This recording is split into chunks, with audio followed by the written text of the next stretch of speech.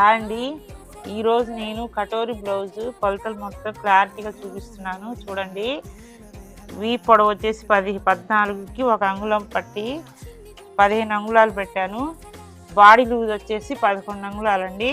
ఈ 11 అంగుళాలు 4 భాగాలు చేసుకొని ఈ 4 భాగాల్లో 6 అంగుళాలు మనం ఖర్చు కొరకు కలుపుకున్నామండి. ఆ లెక్కతో చూసుకోండి. చెస్ట్ లూజు షోల్డర్ వచ్చేసి 6 అంగుళాలండి.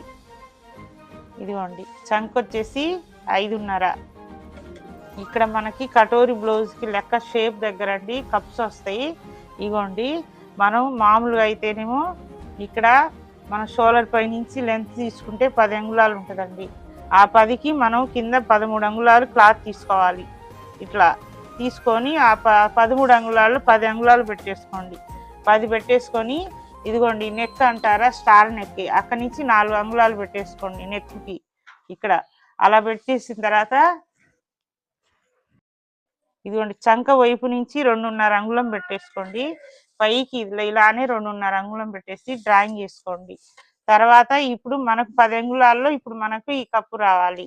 ఇదిగోండి ఇక్కడ వచ్చేసి 1.5 అంగుళం పెట్టేసుకోండి. ఇటు సైడ్ కూడా 1.5 పెట్టేసుకొని మనం ఇట్లా వచ్చేటట్టు డ్రాయింగ్ చేసుకోండి. ఇక్కడ కింద భాగం పైనుంచి ఇప్పుడు 4 పెట్టాను. ఆ 4 నుంచి ఇప్పుడు ఈ చంక వైపు దగ్గర మాత్రం 1 అంగుళం పెట్టేసుకోండి.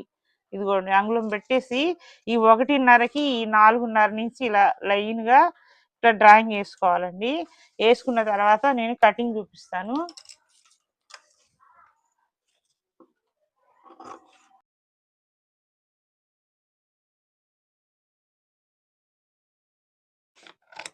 ఇదిగోండి ఇది బ్యాక్ నెక్.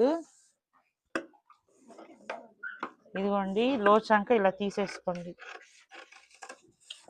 మనం క్లాత్ పెట్టేటప్పుడు 1 అంగుళం ఎగస్ట్రా గీసుకోవాలండి. ఇదిగోండి ఇక్కడ చంక దగ్గర ఇప్పుడు ఇది మెడ దగ్గర నుంచి ఇలా తీసుకోవాలి.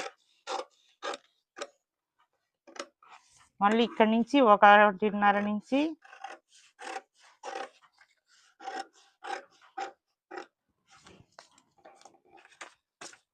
ఇదిగోండి మనకి ఇది లెక్క అన్నమాట. ఇది షోల్డర్ పై నుంచి వస్తుంది. ఇది మనకు ఇది మాత్రం షేప్ పట్టి తర్వాత చూపిస్తాను. ఇదిగోండి కప్స్ మాత్రం ఇవి క్లారిటీగా క్లాత్ మీద పెట్టి చూపిస్తానండి.